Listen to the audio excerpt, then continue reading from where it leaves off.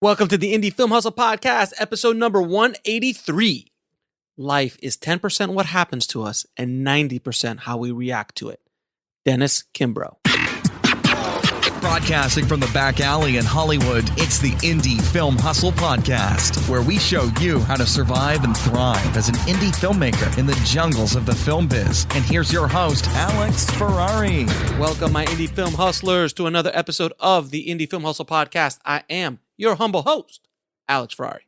Today's show is sponsored by Video Blocks. Now, guys, when I was shooting my show for Legendary Pictures, and I did that 96 pages in 4 days, I actually got into post and we used a lot of stock footage, stock sounds, and even some graphics from Video Blocks. They are an amazing resource. With your membership, you are granted the rights to use that footage forever, in perpetuity, on any projects you want to. So if you want to try a 7-day free trial, and by the way, anything you download during those 7 days is yours to keep. And if you decide to stay, you get 84% off the yearly membership. It is well worth it, guys. Trust me, if you do a lot of production, it is something you really need. So just head over to videoblocks.com/hustle. So guys, today on the show, we have an old friend of mine. His name is Straw Weisman. He is a writer-director. He's also a post-production supervisor, a VFX supervisor, a trailer cutter, a trailer producer, and I think about another 5 or 6 other jobs that he's done in his life, if not more. And I wanted to have him on the show because Straw's been at this for over 40 years. And he is definitely the definition of the long game without question, and also hustle. The man is a tremendous inspiration to me and has been for the time that I've known him. He's a street fighter in many ways in this business. And he just keeps going no matter what. And he's truly an inspiration to filmmakers. And I wanted him on the show to kind of tell you guys his remarkable story. And Straw was extremely open and honest and raw about what he's gone through in this business. And it hasn't been pretty. And it's something I talk about all the time. But his stories, specifically one that you'll listen to in this episode, will pretty much put your mouth on the floor because it's pretty intense. But just the tips and the tricks that he uses to keep going and to keep moving forward. And when there's a wall in front of you, you stop, you look at the wall, you try to go through it. If it doesn't work, you go around it and you figure a way out to just keep moving forward. And that is probably the biggest lesson this show could ever teach anyone listening to it, is to just keep going no matter what, because things will happen for you, but you have to keep going. So without any further ado, enjoy my conversation with Straw Weisman. Straw, thank you so much for being on the show, brother. Alex, it's a pleasure to be here. Now, full disclosure, me and Straw have been working together for almost 9 years now? Something like that, yeah. Yeah, you were one of the first people I met when I came to Los Angeles for the first time, which is a good thing or a bad thing, I'm not quite sure just yet. Apparently, we don't hold it against each other. So, Straw, I wanted to have you on the show because you are one of those rare people in the industry who've been able to maintain themselves and had a successful career as a filmmaker for the course of now over 40 years, which is impossible because you're 27. But I wanted people to understand what the benefits are of not just doing writing and directing, but all the other hats you do. We're going to get into the other hats and then how you combine all those other hats together to be a full encompassing filmmaker that helps to get your movies out and keeps putting food on your table and keeps those checks coming in no matter what. So that's why I wanted to have you on the show. So thank you so much for taking the time out to talk to the tribe. I'm happy to be here, and I'm hoping to discover the secret of that myself in this conversation. Okay, good. So how did you first and foremost get into this crazy business? All right. So I'm a graduate of Ithaca College. Mm-hmm. The year the year I graduated, Bob Iger was the teaching assistant in the communications business law class. And Bob Iger is who for the audience? Bob Iger is today the president of everything Disney. Yeah, he's actually, I think he was ranked the most powerful man in Hollywood right now. There you go. So after that, I went to New York as a struggling screenwriter, and I wound up at a small motion picture distribution company called Michigan Motion Pictures. This is the heyday of independent theatrical film distribution in the 1970s in New York and LA. And New York was a thriving indie film community. And so I started at Doyle, Dane and Bernbach, did not last there very long because I was meant for other things. And I joined this distribution company where they sold movies regionally all over the country. And I started as what was called a film booker. And I would track all of the movies that we were selling through their different releases through the territories across the United States. Now, there were sub-distributors, these guys all over the country, who received the prints, booked the local theaters, collected the money, and then reported back. And that was what film distribution in America looked like in the 70s. 35 millimeter trailers, 35 millimeter prints. You mailed out your one sheets and your promotion stills. And that was state of the art. Exactly. For communications, if you were lucky, you had a telex. What? I don't even want to know what a telex is. Way before the fax. Oh, Jesus. in the dark ages. Got you. By horseback, by Pony Express. Got it. Kind of. That's how you communicated with Europe. Oh, look, we got a telex overnight. Very exciting. So that was the climate. And as working for an independent film distributor, I was a struggling screenwriter, and they proceeded to mine all of my different skill sets. Since we're paying you, what can you do? So I started writing trailers and copy lines, which for me was an extension of writing because I was in New York to be a struggling screenwriter anyway. And before long, I was able to convince them that I should write screenplays for them, and a couple of the movies I wrote got made. The first film, I sold my first screenplay when I was 23. It was a movie called Pelvis. Kind of a takeoff on an Elvis-esque character who comes to the big city. It was rated R. Now, how many films have you written over your course of your career? IMDb says I'm a writer or co-writer on 14. I think the number is 15, and there are quite a few uncredited writing participations since. Got it. Okay, so continue, sir. All right. So the first film, so I'm sitting in their offices, and the first film idea I had and pitched, because by then I had learned that you had to sell yourself and your product. And this was a company that they did, for where they released movies, primarily starting on 42nd Street and then around the world, there was a thing they designed called The Front, which was an elaborate cardboard poster board display about the movie playing in that theater. Like a standee in the video stores. Before standees, yeah. But they would do the whole front of the theater, both sides, and the marquee, and it would be quite elaborate.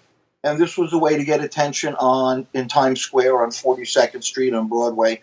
You'd have this colorful front. And there were a few companies that specialized in designing those. And if you're doing a front, of course, you're going to have some copy, some words. And that was part of it as well. This was a style of advertising, in-your-face billboard, if you will. And the guys I worked for, the old guy I worked for was really good at designing fronts. He was William Mishkin, the owner of Michigan Motion Pictures. And I worked for him and his son Louis on and off for a lot of years. I made Pelvis with them, and I went on to make Fight for Your Life with them. Fairly controversial film in its time. The guys I made Pelvis with, the lead actor Gregory Fleeman and the director Bob Meganson. bonded during the making of Pelvis, which was a musical before MTV. Actually. We'll be right back after a word from our sponsor. And now back to the show. Gregory Fleeman wrote. It was meant to be a musical, and he wrote these pretty funny songs. And it actually was a musical before MTV. Yeah. Now, how was it? I mean, 'cause for the audience to really understand, what was it like being an independent filmmaker in the 80s and the early 90s? Well, it would depend on what job you were doing. I was a screenwriter, and to support my screenwriting habit between selling movies, I did several other things. I wrote trailer copy and commercials for my various people in the industry. I wrote for some of the New York trailer houses, and that led to writing copy lines and print lines, all movie advertising. It's the only thing really that I've ever done that way with any joy or success. So I was writing for all of those agencies. I was screenwriting. I was driving a pickup truck for my pickup truck for my friends in Manhattan who were doing commercial shoots. And I was a kind of super PA. I had a truck. I had a bunch of tools. I understood what I was doing and why we were doing it because I was already in production. And I worked all of those jobs simultaneously between successes as a young writer and then a young writer-director. And then you got to direct. What was your first film that you directed? The first film I directed was Dead Mates. Okay. And you directed how many films over the course of your career? According to IMDb. I love that you keep referring to IMDb. Well, the line's blurred because I've done a lot of uncredited directing consulting over the years. Sure. Well, IMDb says 8.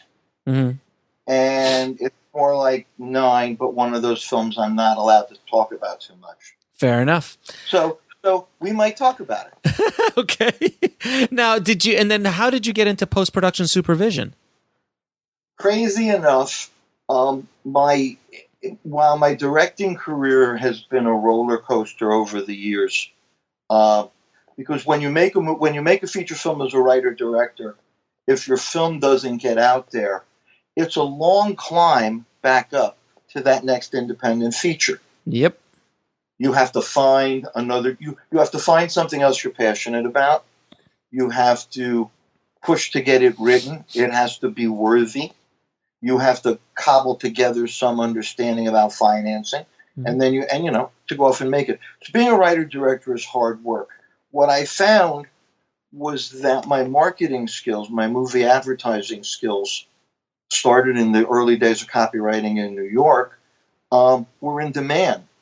And I continued writing trailers and promos for most of the hotshot agencies in LA when we finally moved out here. And again, writing advertising copy was to support my screenplay habit. Now, what was the average budget of an independent film in the 80s, that you directed, let's say, or you wrote? Well, Hearsay was $1 million movie, and that was and that was super low budget back then. Well, the movies that I had participated in before that were much lower budget, shot on 35 in the late 70s, early 80s. You could make a feature film for $200,000. Now, you might say that's a good number for an independent film today. And funny enough, it kind of is. It is with the right cast. Yeah, but the cost of film and lab and labor and equipment and camera rentals and lenses and editorial and everything, that was considered, an okay low budget movie to have that kind of money available. Right. Now, it was like in that time period, though, and I've said this before, is it kind of true that you really just needed to, if you were able to cobble together a feature film in more than one way, it would get sold somewhere because there was just not enough product out there at the time. Is that a fair statement, or were there a lot of feature films? And I'm sure there were a lot of feature films that didn't get any distribution, but generally speaking, if you made something of some decent quality, you would get it out there and you would be able to make your money back. Is that fair to say? No, I think you would have to have known what you were doing. Well, like I said, yeah, exactly. If you kind of knew what you were doing and you kind of put things together, there was a system. Mm-hmm. Before the 70s and into the 80s, until the advent really of VHS mm-hmm. and Beta, the system was you would go make your movie, assuming you were truly independent. You'd go make your movie, you'd finish it. You'd invite distributors, these distributors like I worked for. They would look at the movie and they would bid for your movie in the independent marketplace. Mm-hmm. And they would take your movie out. And depending on what advertising cost and how honest everybody was in the field and all of those other factors, your movie might make money, it might not. Mm-hmm. The theory was always that the intellectual property would live on forever. Mm-hmm. And you'd get revenues. But that's a hard path to travel because companies live and die, libraries shift. Do you still get any revenues from any of those movies you did back in the day? I'm getting revenue from some of the recent product. Okay, but not stuff that you did in the 80s or 90s that just kind of like just went away. An example would be Fight for Your Life. Mm-hmm. Let's talk about Fight for Your Life. Can you discuss a little bit of the Tarantino controversy with Fight for Your Life and Django Unchained? Okay. So Fight for Your Life was a Desperate Hours-like story about a nonviolent black family that gets home invaded by three desperate convicts, Kane, Ling, and Chino. Mm-hmm. Equally, so we've got a white guy, an Asian guy, and a Hispanic guy holding a nonviolent black family hostage. Mm-hmm. And William Sanderson, who's gone on to be incredibly famous as an actor, played Kane, the white sadistic bigot. Mm-hmm. And the language was really inflammatory. Mm-hmm. And purposefully so, correct? Purposefully so. This was intentional. Mm-hmm. The idea was to be controversial. Mm-hmm. And as a young writer in Manhattan at the same time that people like David Rabe and Mamet were writing on Broadway, my sense of the language I was entitled to use pretty much knew no bounds. Like anything you might see in the theater. It was hard. It was harsh. The racial epithets were aggressive. Mm-hmm. The kid, interesting side note, the kid who played the little boy mm-hmm. is named Reggie Bythewood. Mm-hmm. Reggie Bythewood grew up kind of wanting to be in film after being in Fight for Your Life. He now makes those biker movies and has done a lot of successful films as a grown-up since then. Now how is that what's the Tarantino controversy and the whole Django Unchained thing? So the film in the third act, the tide turns and the black family, which is nonviolent and led by a nonviolent preacher, kind of goes off the rails and they violently reciprocate against the three convicts. Mm-hmm. Pretty violent turnaround. So, Fight for Your Life played some cities. People like John Waters wrote about it in passing at the time. The black audiences tore seats out of the theaters in mm-hmm. a couple of cities. Mm-hmm. Not widely distributed. Oddly enough, not widely distributed. People were afraid. Uh-huh. Now, the thing is that if you hung around for the third act, after the degradation and insult part, mm-hmm. if you hung around for the third act, the audience went crazy. Mm-hmm. They loved it. Every time the family fought back, it was great. Mm-hmm. And it's available. You'll find Fight for Your Life out there in the internet world landscape. Yeah. So Quentin Tarantino wrote favorably about it. Quentin put Fight for Your Life in his Grindhouse Film Festival, which he put together. It played at the Beverly. I think he and Sage Stallone were collectors and had prints. Mm-hmm. And after that came Django Unchained. Some people have said that there's a lot of similarity between what happens in Django Unchained and what happens in the third act of Fight for Your Life. Mm-hmm. We'll be right back after a word from our sponsor. And now back to the show. I'm glad that Quentin is a fan of what we did. Fair enough. Now, can you talk a little bit about how your marketing and copywriting that you did for the advertising side of the film industry kind of helped you helped you as a filmmaker and helped you get your product out into the world? So to support my writing habit and trying to be a director again for each next successive film, my advertising business has come and gone in different ways. For a while, we had a fairly busy trailer business that supported a lot of the independent films that went through the American film market and Cannes Film Festival world. Maybe 10 or 15 years of this. Mm-hmm. So I saw a lot of independent movies, and I worked with a lot of sales agents. Sales agents are always wishing for something. They pick up a movie and they say, make it look like some other movie, or only show these parts and that parts. So we were continually taking movies apart and putting them together to make them look like they were supposed to, or make them look different than they were supposed to, mm-hmm. or to enhance one thing or downplay another. And this leads to a sense of marketing. What am I selling? Who am I selling it to? How are we going to sell it? And most importantly, what does my client and my audience wish they could get? What do they wish they could have? And that's the movie I try to sell. So, because I know marketing, and you and I have worked on a handful of marketing campaigns over the years.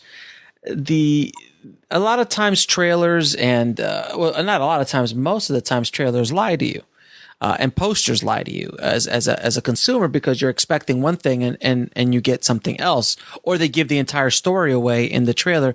What's your feeling, considering how many trailers have you worked on over the years? I believe it's, I don't know, closing in on 1,100. All right. So you've worked on a lot of promos over the years. Can you talk a little bit about not just the importance of the trailer for an independent filmmaker, but also how to actually do it properly and not give it all away or try to really completely lie about it? I mean, there's a fine line between full-blown lying and and completely misleading the audience and selling it. There is a fine line between that, where all the good parts are in the trailer and things like that. Can you talk a little bit about how to do a trailer correctly? Every movie is its own new product origination. Every movie is the new kid on the block to the degree that I can differentiate it from everything else in the cereal aisle of that particular situation. Because you're going to be in a mall with 17 other movies if you're lucky, mm-hmm. or a line on Amazon, for somebody to select from a video screen. What differentiates you? What makes your movie worth seeing? So I'm always looking for some kind of a high concept, whether it's the title itself or something that tells me what the movie's about as quickly as possible. Because the audience today is making a snap decision. But it's always been about, what does the audience wish they could see? I want to see a cool chick with a gun. Mm-hmm. I want to see a guy with a ripped shirt and a bandolier full of bullets and a submachine gun. All right, whose head is on that body?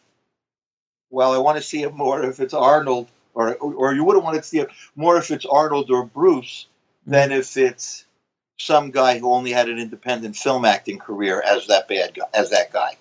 Right. Right. But we're always looking to put. It's like when you go out on a date with somebody new, you might dress up. So we're gonna, in order to get our date, we're gonna dress the movie up. I say the same thing today. I'm doing consulting projects, among other things. We're recutting movies occasionally. And my rule is no bad shots, no bad dialogue, no bad acting. Because these are the things that instantly give away what we really might be. Now, you say, well, is it honest to show the bad shots and the bad dialogue? No. Well, sure, but only if you're also committed to not necessarily selling. So then basically on another side is like a guy wearing Spanx to impress a girl on the first date because they want to hold in their gut. Yeah. Because you don't want to show eventually you'll see the gut, but right now that first impression is really important. Does that make sense? Good analogy? If I'm promoting a horror movie, I want to scare you. If I'm promoting a romantic comedy, I want to warm your heart in a charming way that promises a little edge. If I'm selling an outright comedy, what I show you had better be funny. Right. I mean, there are certain obvious things. As for giving away the movie, most people use their best explosion somewhere in their trailer because we, the audience, don't know whether it's their best explosion or it's just one of their explosions. Or their only explosion. Or their only explosion. You have the bigger explosion. And in that case, the producer comes into the editing room, looks at the cut, and goes, "Why aren't you using the big explosion?" Now, tell the audience that we blew this thing up. Show them where we put the money. Yeah, exactly. So there's a fine line you've got to kind of walk when you're doing trailers, I see. I did a promo reel once for Arnold Kopelson, Academy Award-winning producer. Sure. Of Platoon, among other things. And this was a movie about warrior helicopter interdictions of drugs on the southern border. I think it was released as Firebirds. Yeah, I remember Firebirds. That was Nick Cage, if I'm mistaken, right? Nick Cage and Sean Young. Oh my gosh! So I'm writing and directing a promo reel. You cut Arnold Kopelson. You cut that trailer. I remember that trailer working in the video store. We cut one trailer. I don't know which one you saw. Okay, but it's on my website, which needs to be updated. I think so, sir. Yeah. So we're cutting this promo reel. The movie is not done yet. Very common. Grab the best footage you have, race it to editing, cut a promo reel. Sure, happens every day. And our reel is together, and I've got everything we have, and it's pretty dramatic, and I've hired a cool music supervisor, and we're using big music, and it's exciting as hell. And Kopelson comes in, and he goes, "Where's the goddamn explosion?" And Arnold was a yeller. He was one of those guys. Still is, probably. Sweet as hell. Very, very smart, very sweet. And he says, "Where's the goddamn explosion?" "Well, we don't have the explosion." "I'll take care of that." And he jumps on the phone. He goes, "Production, send over that reel of test explosions we did." Okay. Half an hour later, we get 35 millimeter footage. We get this explosion, and we copy it up, and we cut it in, and we look at it, and we go, "There you go. There's the explosion." He says, "No, there's 12 tests on this reel. Put them all in." Okay. And so we did. And suddenly the trailer had a ton of stuff blowing up. And that sold that movie. And it helped. It did. That movie did well. It was a Touchstone movie. I remember it was a Disney release. Touchstone picked it up. Yeah, I remember that whole. Yeah, that's in my window of knowing every film that came out. There's about a 5 or 6 year window that I worked in the video store that I know every movie that came out ever during that period of time because we had it, and that was one of them. Now, a lot of times, Straw, you and I have worked on, God, I can't even count how many projects we worked on over the years. But a lot of times I know that you work directly with distributors, and distributors will buy a movie and then they will bring you in as the Jean Reno character from La Femme Nikito, the fixer, the cleaner. You kind of come in and you'll re-edit it. You'll actually shoot new scenes. You'll actually bring new cast in.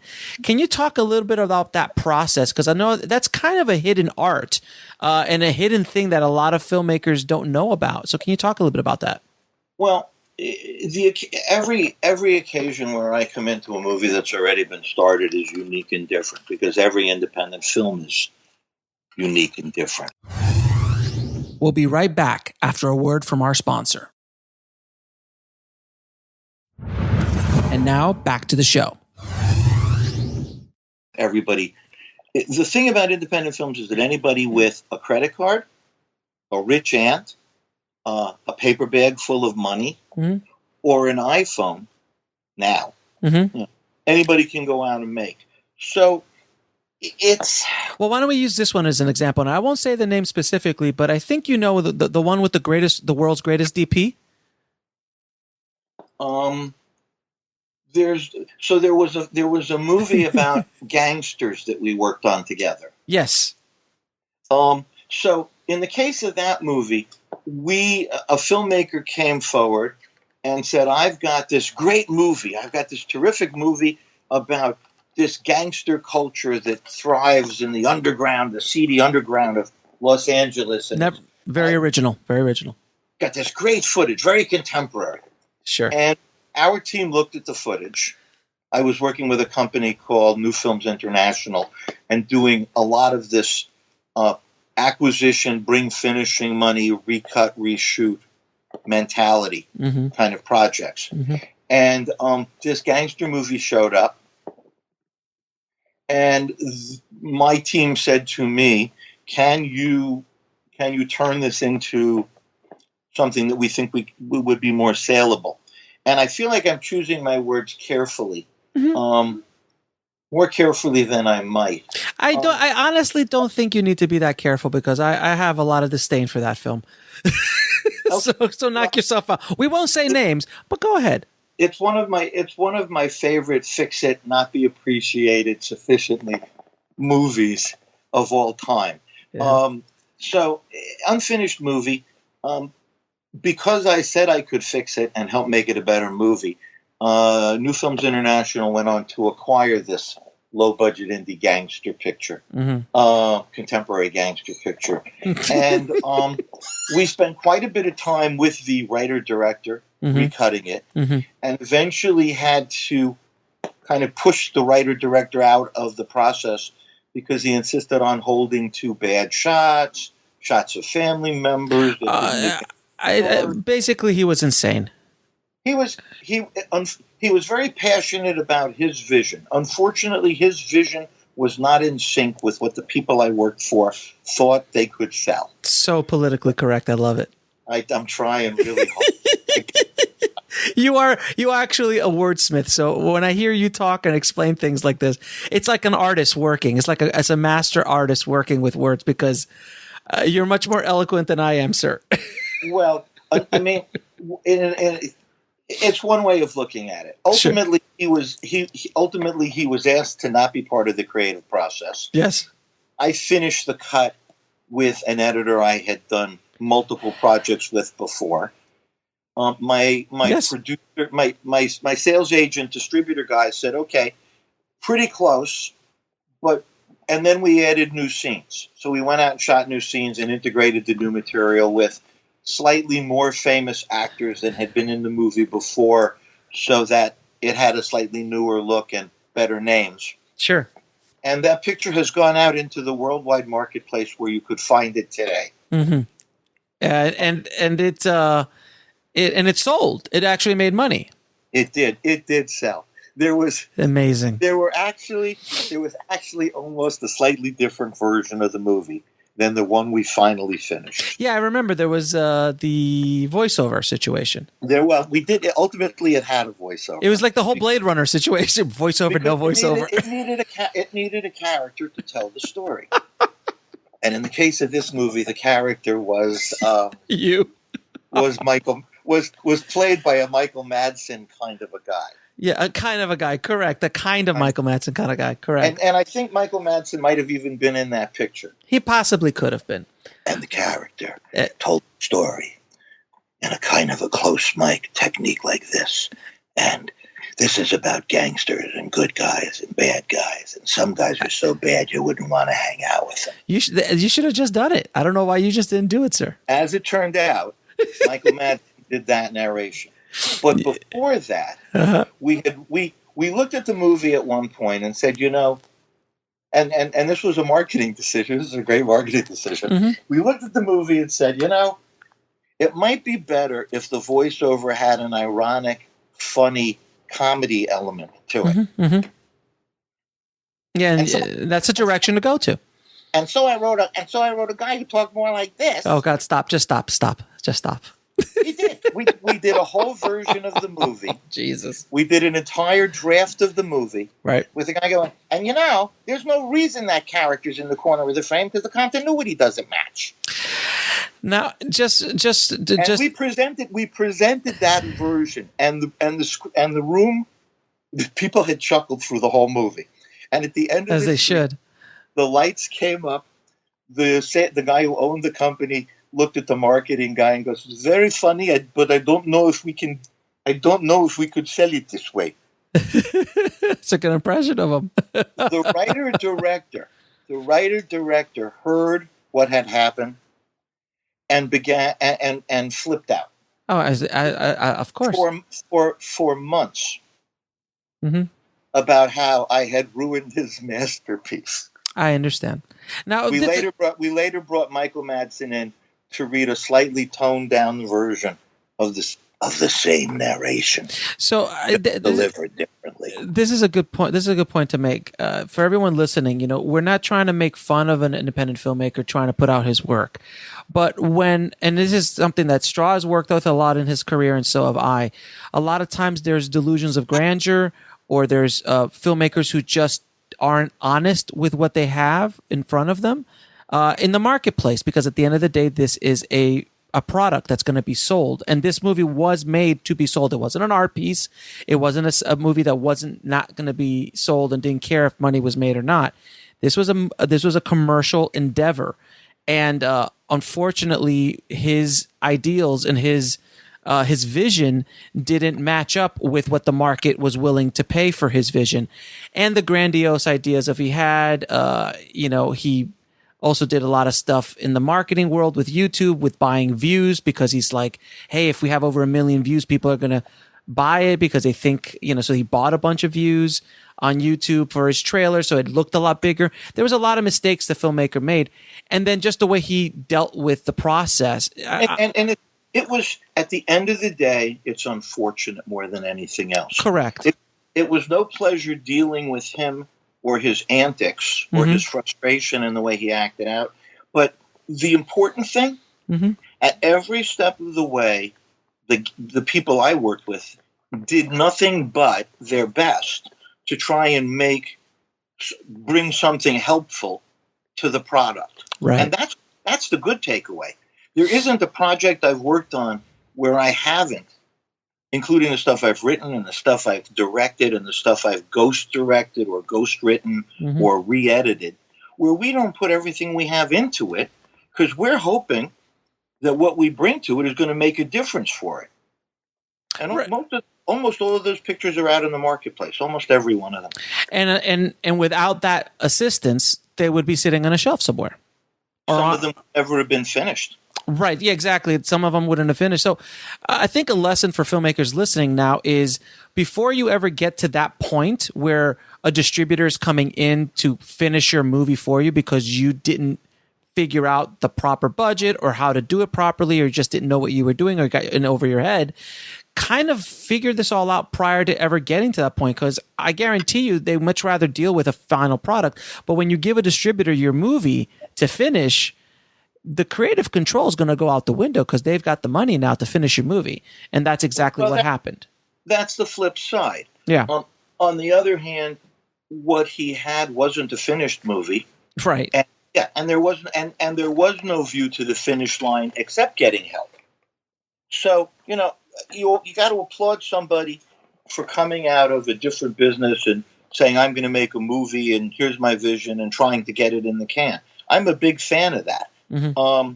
I made a movie with John Ritter in 2001, 2002 called Man of the Year. Mm-hmm. We shot the whole movie in one night. Mm-hmm. And the movie was made out of my frustration for having to deal with the hierarchy of the film industry. I put out the word that I wanted to shoot a movie in one night, and I had 20 cameras show up. And Wow. we shot a feature film with 24 actors, John Ritter, SAG independent movie, and we shot the whole picture in one night. We'll be right back after a word from our sponsor. And now, back to the show. And tell us a little bit about that, sir. That sounds fascinating. It was the premise of Man of the Year was that a guy was getting an award from his friends and company. So the whole story takes place in a modern mansion off Laurel Canyon, in fact. Mm-hmm. Still there. And it was all about the party. And I said, I'm going to shoot the picture in one night. And everybody I know said, you are out of your mind. Mm-hmm. And I said, no, this is going to work. And I recruited about 20 different cameras. Well, film or digital? All video. This is video. Oh, this video is 2000 when I saw video. Videographers, multiple videographers in all of the different rooms, the dining room, the bedrooms, the elevator, because this place had an elevator, the lobby and back by the pool. And 24 SAG actors, improv technique from a written roadmap, which is to say that Christine Hodge, who was the redhead from Head of the Class, and John Ritter were secret lovers. Mm-hmm. We didn't write all their dialogue, but we established that they have to talk about where the secret relationship is in the kitchen. Right. You basically did a scriptment. What I call a skeleton. Right. Got it. It's the script inside out, everything but the dialogue. Got it. Which gives the actors, and I recommend this style for certain kinds of movies because it's exciting as hell. Mm-hmm. I know. And we shot the movie in one night, and I had a guy named Ari Green who was going to take domestic distribution, and we opened theatrically for a week, and this was after John Ritter died. Mm-hmm. And there was no John Ritter to promote it anymore, and but this was a movie with up to 9 split screens, which goes back to Abel Gance and Napoleon.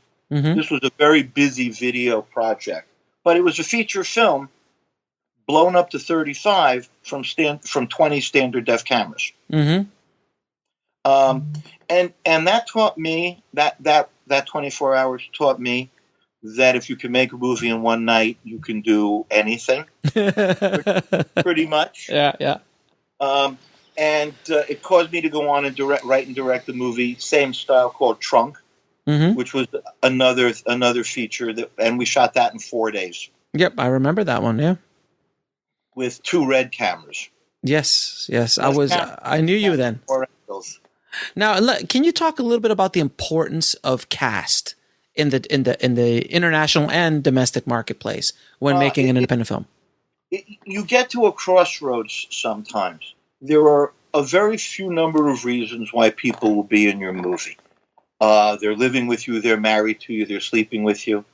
That's one. Sure. They want to make a lot of money and you have some. They love the script that you want them to be in for one of several reasons. So it's hard to get stars for your little indie movie if, for example, your script isn't great or your script is improv, like Trunk. Mm-hmm. For Trunk, I cast an actress named Jennifer Day, who I had seen walking around the American film market in the skimpiest of possible clothing to go with her beautiful blonde looks. Mm-hmm. And I said, that's exactly what the heroine of my movie looks like. And I walked up to her and I said, hey, Jennifer, you hardly know me, but I'm going to make you the lead in my movie. And I did. And that's what AFM does. That's what AFM does. But she was what I was looking for, and she had the nerves of steel to trust somebody like me making a 4-day movie about a girl trapped in the trunk of a car, being driven to her death by a serial killer.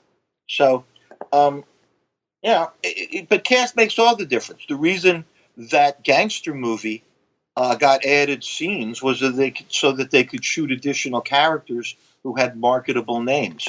Guys who talk like this, for example. Exactly. Names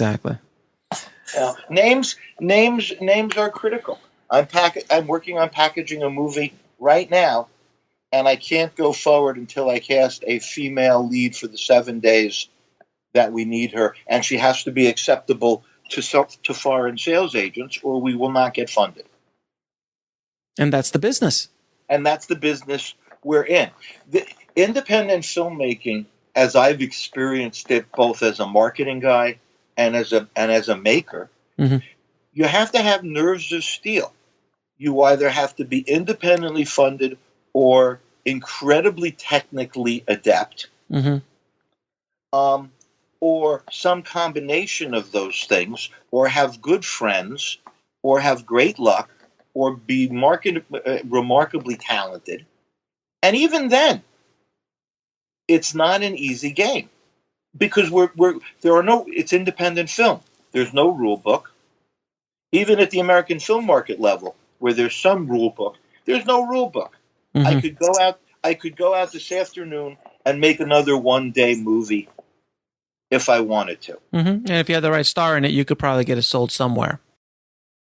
And today, anybody who can hear our voices could take whatever video equipment they have, including their iPhone or their iPad or their Android, and go out and make their indie feature, because by now it's been done already. Mm-hmm. Successfully.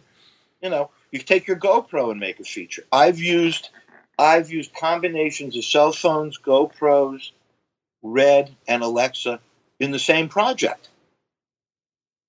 as you know. Yes, I do, to my dismay, when dealing with it in post.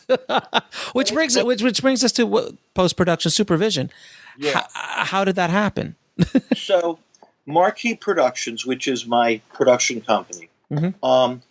I was writing movie advertising for a bunch of people, and at one point I looked at my clients and said, "Well, I'm just going to start a production company, and I'm going to open offices and hire my editors and run it."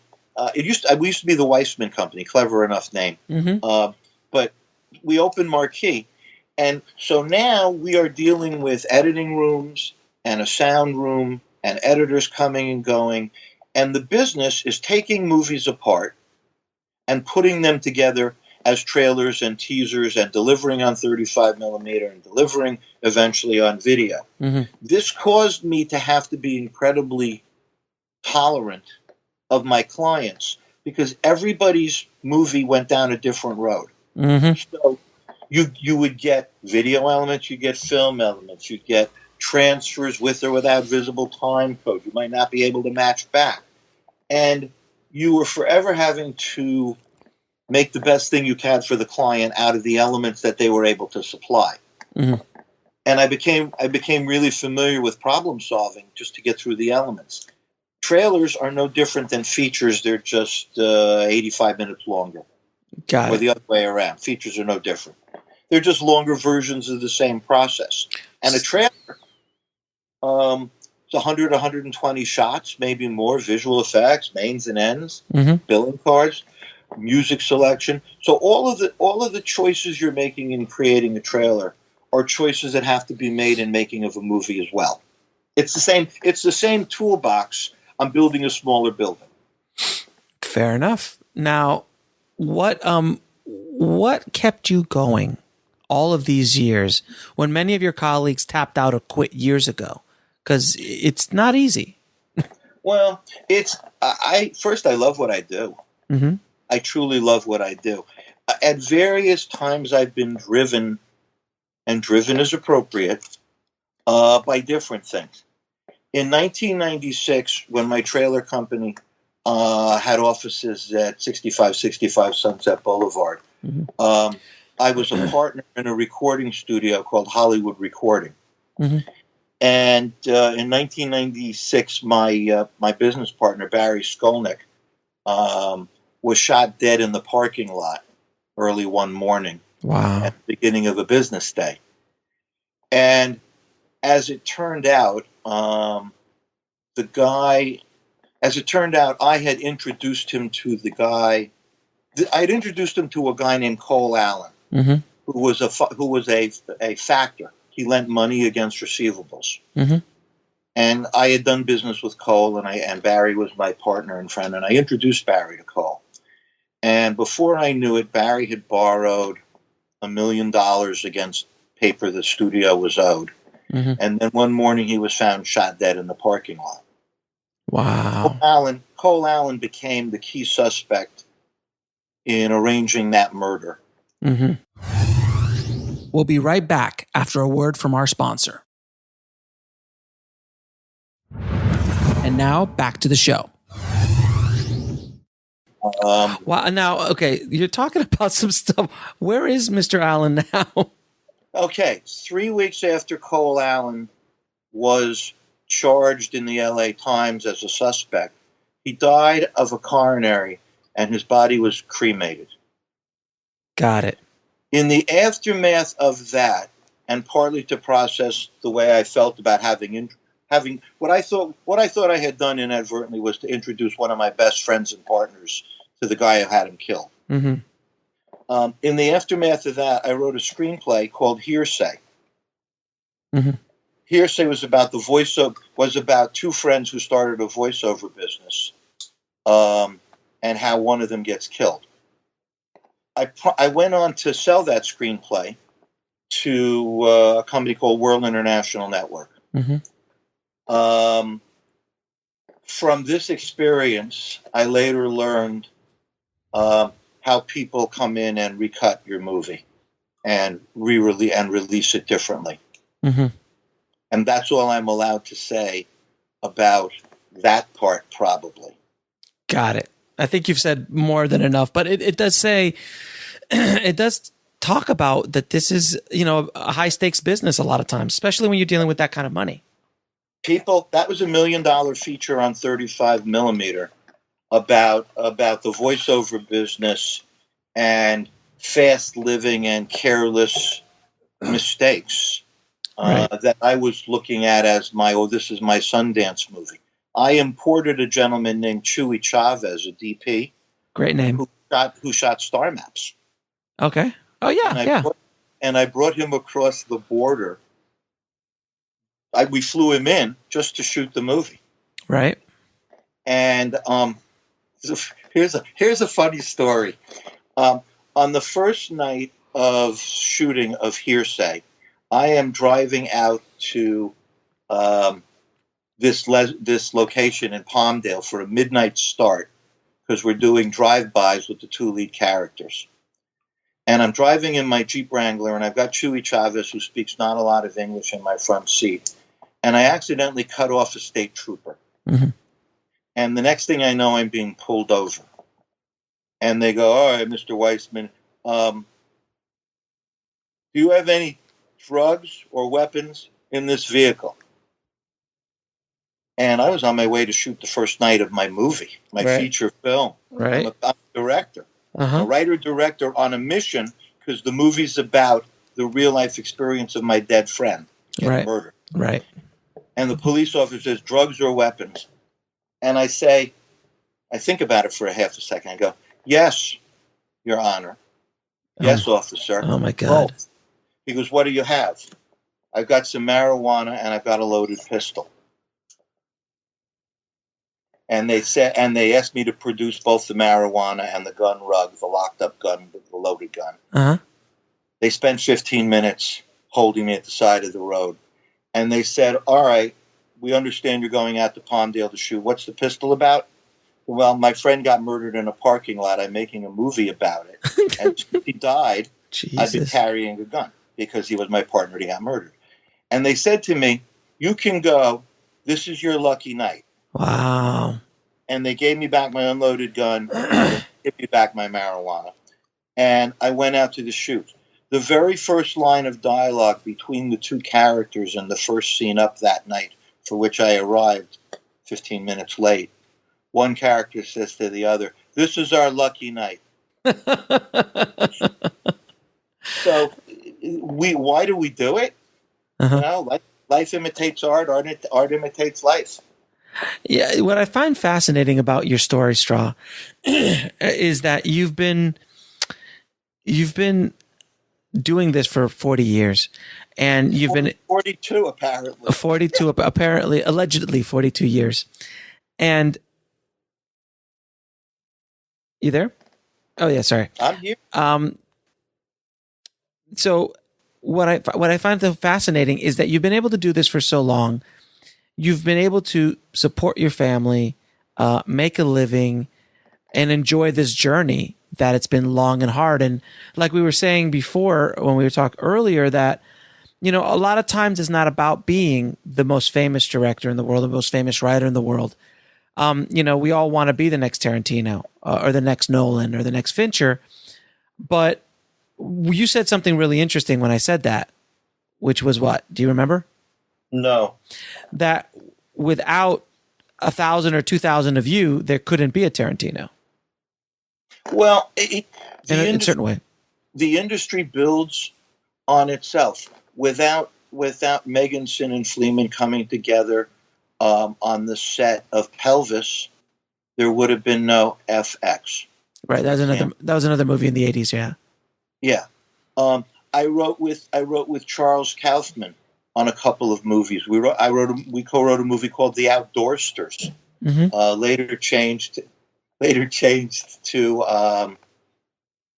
I think I remember it as The Outdoorsters. It was a spoof of a family wilderness movie that his brother Lloyd Kaufman released through Troma. Right. It's at the end of it. I've according to IMDb, I've produced 41. I've written 14. I've directed 8, and that doesn't count everything. And those are feature films. So I look at it. I look at it as a continuing flow. We're still doing it.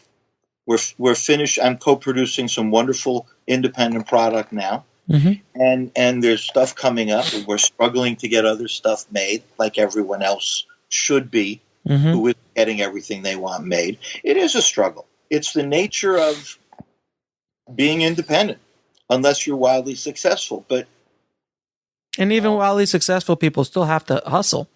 I mean, Spielberg couldn't even get money for Lincoln. It was Steven Spielberg.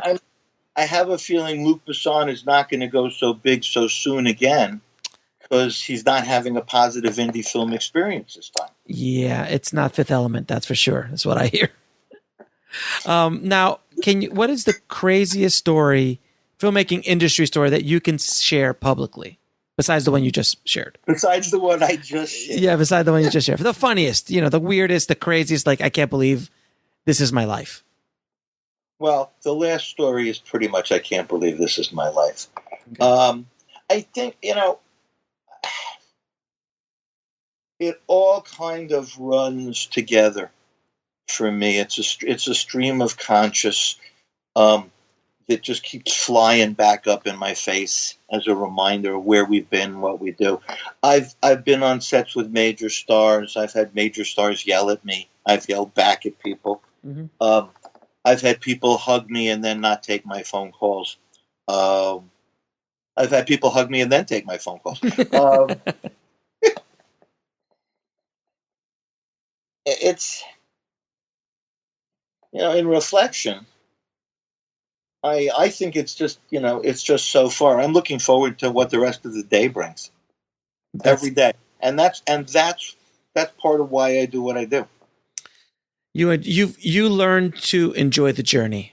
You learn to enjoy the path, walking the path as opposed to the destination. Is that a fair statement? Well, I love what I do. I love going into an editing room and sitting with a writer-director who's got a film that doesn't work and watching the cut in progress and saying, look, if we take out these things and we add these things, and if you're planning on reshooting, let's shoot that. And we see the material start to come to life. That's exciting as hell. It's like giving birth. Well, not exactly like giving birth, but giving creative birth. Yeah, creative birth. Now, can you really address this concept of how important it is in today's filmmaking landscape that filmmakers know more than one or two skills in order to just be able to survive and thrive in the business? A good example is a promo class I teach at Santa Monica College, which is part of the Promo Pathways program that they do. And in that promo class, you're forced to write your promo, shoot your promo, or get video for your promo, edit your promo, put music on it, and get a narrator or narrate it. And from that exercise, that 30-second exercise, as many times as we do it, you have to be a writer, a producer, a director, an editor, a graphic artist, a music supervisor, a sound mixer, and maybe a recordist or a camera operator. We'll be right back after a word from our sponsor. And now back to the show. And what I know is that in this day and age, your average 20-something is already way more gifted technically in all of those areas than they even acknowledge. Mm-hmm. They're all multi-level communicators. But to have all of those skill sets, to understand how those jobs work together, mm-hmm. in short form, is to understand how they work together in long form. So if you can create small, you also have the potential capability to create big. You know, if you can make a trailer, you understand the components of making a movie. Now go find the other 89 minutes. Great. Now, what is the advice you would give an independent filmmaker wanting to make their first feature film? I would say do not make a short. Now, okay. I know this is controversial. Mm-hmm. I would say write a feature script that you believe in, that you think is important and has merit, that might even change things. Mm-hmm. That's either hysterically funny or incredibly dramatic or extremely heartfelt. But dig into your material, come with something good, and then try to find a way to make it for no money if you can. And the reason I say that is that the marketplace responds to product. And the shortest distance between a young filmmaker and a career is here is my product. Here's my 89, 90-minute feature, and it's finished and it's ready to go, and it exists. And then the marketplace can pick and choose. Not everybody who does this is going to be successful because it's not easy to do what we're talking about. Mm-hmm. But it's a great way to showcase a story. It's a great way to see if you have the chops. And it's hard to argue with your finished film. You know, I'm getting around to is one story. Here, we shot this 90-minute feature. And we were smart enough to find a way to get it in the can. Take a look. And then the only question is, can you sell it, and who can you sell it to? Right. And now you're a professional independent filmmaker. Now, what is the lesson that took you the longest to learn, whether in the film business or in life? Wow. In business, the hardest lesson for me to learn was that my clients in trailers and promos, and sometimes in the rest of the creative process, that I have strong opinions about everything. But at the end of the day, my clients are always right for them. For a long time, I did advertising for Saban International. Mm-hmm. A lot of their trailers and promos, and my client was the guy who was selling. And what he would continually say is, "Here's my market. Here's what I want." And when I delivered what he wanted, he was successful. So, listening to the people you're working for makes a ton of sense. There was no point in arguing that I didn't agree with him. It was easier to figure out a way to get where he wanted to go. Mm-hmm. It's a good form of commercial collaboration. I mean, you'll have your own chance to say, this is where I want to go and nobody can affect it, and I'll hang for the $178 million if I'm wrong. Mm-hmm. Gotcha. Which is what, you know. So that's one of the lessons I've learned. The other lesson I've learned as a creative, when I look at other people's material, I always ask what movie we wish we had. Good question. Because this tells us where we really want to go. What do we wish this was? What impulses and energies in the project that we're selling or marketing or trying to finish do we most want it to have when it's done? What do we want it to be? And then I lean into that. And that seems to always work on some level. What does it wish it could be? That's a great question. Great question to ask yourself as a filmmaker. Now, what are three of your favorite films of all time? I like Tommy. Okay, good I film. like Ken Russell's Tommy. I like Casino, Mm-hmm. Good movie. which I could see any part of from the beginning, the middle, or the end. Wouldn't matter any time. Mm-hmm. And my third choice is a lot of movies. But those are the two that I would stop what I was doing whenever it would happen and play back. If I stumbled across them. I like a lot of film, and because I work on a lot of film, I see a lot of film. Mm-hmm. So, I'm constantly refreshing. Okay, no worries. And where can people find you in the digital internet landscape, sir? In the digital internet landscape. So I'm on IMDb, Straw Weisman. Mm-hmm. And now I think American Beach House is in release. Bikini Model Academy is in release. Mm-hmm. The conversation about possibly making a Bikini Model Academy 2, which I would call Bikini Model Academy Dance Attack. Of course. Or Dance Attack International. Of course. I'm co-producing a very cool new indie feature called Captain Black for a filmmaker named Jeffrey Johnson. We're just finished. We're just waiting for our first composite print right now. Mm-hmm. We're excited about that. I'm a co-producer on an international feature with China called The Jade Pendant, which is scheduled to open later this year. I'm supervising a recut that I have a non-disclosure on. Of course you do. For the moment. And then there's the back library, movies like Dying on the Edge, which I wrote. But I'll put links to all of those, all your films. Is there anywhere, if anybody wants to get in contact with you, where would they go? Marquee, just address an email to me, marqueepro at AOL. And then, and you have a website, I'm assuming? Strawweisman.net. My website is as old as I am. Got it. So dial up. Got it. We're up. It's funny. We're creating websites for movies now as part of our creative process and vendor relationships. One of the next things up is now that we're doing websites is to do a website for me.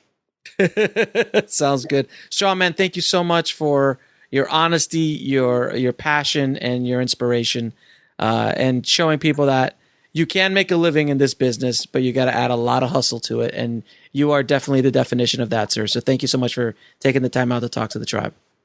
Thank you, Alex. It's been great fun. So, wow. I told you guys that was going to be pretty intense, and Straw did not disappoint. I want to give, again, a big thank you to Straw for coming on and being so honest and raw about his life and about, just what he's had to do to keep going in this business. And I hope that you guys pick up some lessons from this interview, because it isn't an easy journey. And I'm the first one to tell you, it's not an easy journey being in the film industry. And it changes so often now that you constantly have to be moving and ducking and weaving like you're in a heavyweight fight, because things are coming at you at a completely different pace than they did when Straw started, but he's dealing with all of those things now and having the history that he had in the industry back when it was not the way it is today. But I just hope you guys find the strength to keep moving forward no matter what this industry throws at you. Because at the end of the day, if you really love it and you really want to be in it, you're going to have to fight. You're going to have to hustle harder than you ever had in your life. And you better enjoy that journey and enjoy that fight and enjoy that hustle. Because if not, you're going to be done and you'll be in another business and doing something else and not following your dream as a filmmaker, a screenwriter, a storyteller, or any aspect of this business that you want to be in. But that concept of moving forward, no matter what hits you, is the theme of this episode. And I really hope I drive it home really, really deep into your skulls, guys, because I want you to succeed. I want you to tell your stories. I want you to have a business and make a living doing what you love to do. And I hope that this episode and this podcast in general helps you on that journey, guys. If you want links to anything we talked about in this episode, head over to indiefilmhustle.com/183 for the show notes. And I wanted to thank you guys all for all the well wishes for our Hulu deal. We've been getting emails and instant messages like crazy once you guys heard it on that episode. I think it was 180 that I announced that we got that Hulu deal. So again, thank you so much for all the well wishes. I truly, really thank you from the bottom of my heart. And got some stuff cooking, guys. So stay tuned. It's going to be an exciting week at Indie Film Hustle. We'll be popping out another episode later on this week. Got some great guests in the can coming up. Some exciting stuff that I can't wait to share with you guys. But keep going, guys. No matter what, keep hustling. Keep moving forward. All right? So as always, keep that hustle going. Keep that dream alive. And I'll talk to you soon. Thanks for listening to the Indie Film Hustle podcast at indiefilmhustle.com. That's INDIEFILMHUSTLE.com.